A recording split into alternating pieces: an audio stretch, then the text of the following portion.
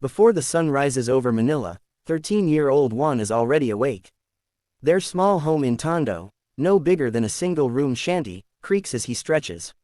The walls are patched together with plywood and old tarpaulin, and the sound of early morning jeepneys echoes through the narrow alley like an alarm clock. Juan slips on his worn-out slippers and helps his mother prepare the basket of warm pandesal they will sell at the street corner. Outside, the world is already alive. Vendors shout prices, tricycles weave through tight paths, and barefoot children chase each other around puddles left from the night's rain. But amid the noise, Juan's soft voice rises gently.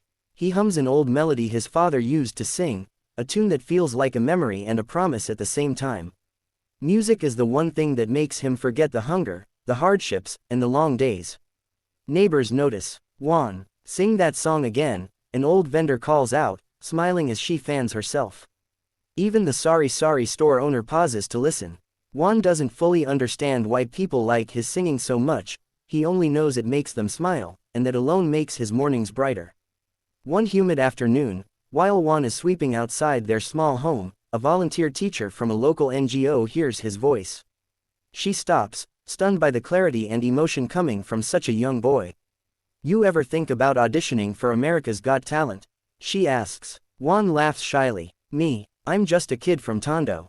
But his mother steps forward, eyes shining with a hope she had not felt in years. "Anik, why not try?" And in that simple moment, everything in Juan's life quietly begins to shift. For weeks, Juan and his mother could hardly believe what was happening. The local foundation that discovered him arranged everything: audition papers, passports, and even their plane tickets.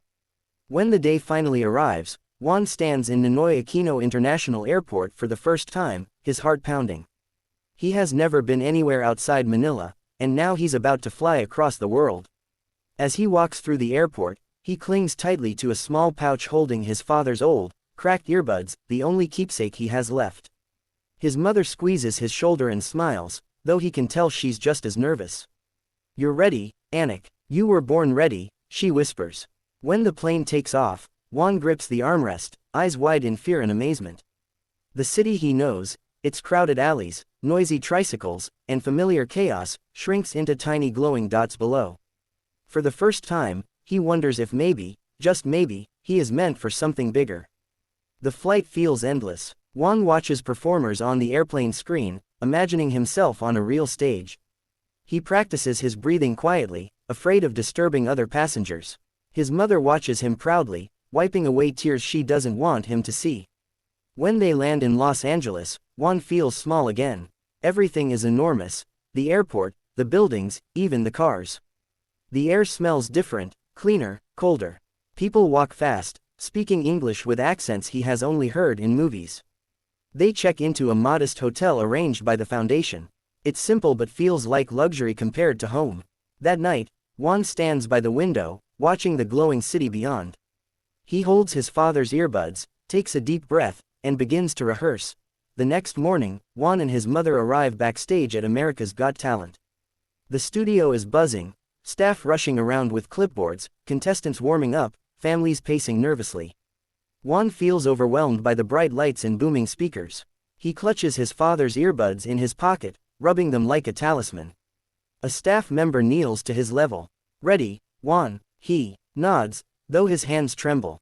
When his name is called, his mother gives him one last hug. "Kaya mo, yan, Anik. Your father is watching." Juan swallows hard and steps toward the stage. As he walks out, the lights blind him. The theater is enormous, much bigger than he imagined. Thousands of eyes stare at him. Simon Cowell studies him with a sharp, unreadable expression.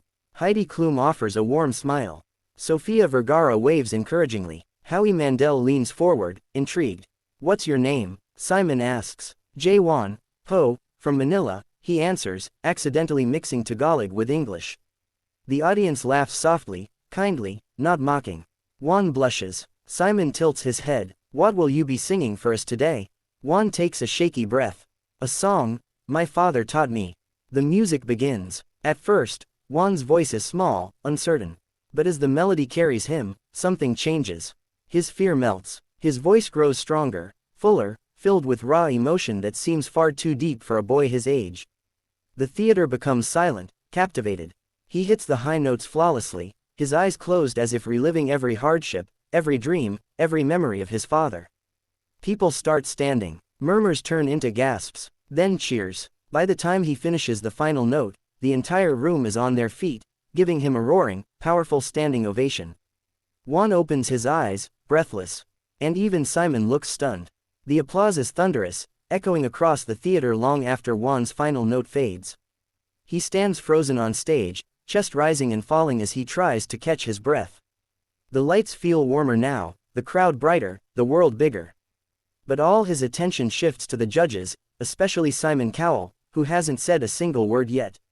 Simon sits back slowly, removing his glasses with deliberate calm. The audience quiets immediately. This is the moment everyone waits for, the verdict from the man nearly impossible to impress. Juan's knees tremble. Sophia is the first to speak. Juan, that was unbelievable. You didn't just sing, you shared your soul with us. Howie nods eagerly. Absolutely. You have a gift, young man. A rare one. Heidi presses a hand to her chest. You made me emotional. Your voice, it carries truth. But Simon remains silent, eyes locked on Juan. His stare is intense, dissecting, searching. Juan swallows hard, afraid he did something wrong. Finally, Simon leans forward, hands clasped. Juan, he begins softly, I need a moment to explain what I just witnessed. The entire room goes silent. What you did just now, it wasn't just a performance. It was a story. Your voice, your emotion, your vulnerability, it reached every single person in this room. His voice cracks slightly, surprising even himself. I've judged thousands of singers, but very few make me feel something this deep. Juan's mother watches from backstage, tears spilling uncontrollably. Crew members try to comfort her, but she can't take her eyes off her son. Simon continues, you remind me why this show exists. To find stars who were never given a chance. Juan's lips quiver. He whispers, thank you, sir. But Simon isn't finished. He pushes back his chair, stands up, and walks toward the golden buzzer. The entire audience senses it, the tension, the anticipation, the electricity filling the air as Simon Cowell slowly approaches the golden buzzer. Juan watches him in disbelief, hands clasped tightly against his chest. His heart pounds so hard he can feel it in his throat. Simon places one hand on the buzzer but doesn't press it yet. He turns to Juan. Listen to me, Juan. You are not just a good singer. You are extraordinary, and talent like yours deserves the biggest chance we can give. The audience erupts into cheers, chanting Juan's name. His mother backstage covers her mouth, knees buckling as tears flood her eyes. A staff member helps keep her steady, she's shaking too much to stand. Juan's vision blurs with tears. His body feels weightless. Simon looks directly at him, eyes softening. Are you ready for this?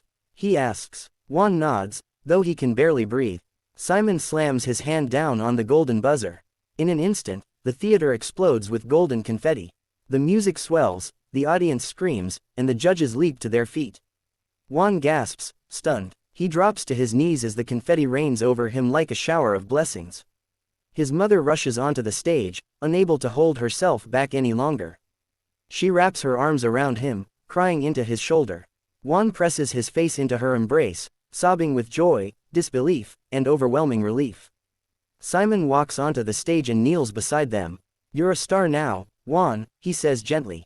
The world needs to hear your voice. The cameras zoom in on Juan's tear-streaked smile, confetti shimmering in his hair. The moment becomes something unforgettable, etched into AGT history. A poor boy from Manila. A voice that touched millions. And a golden buzzer that changed everything.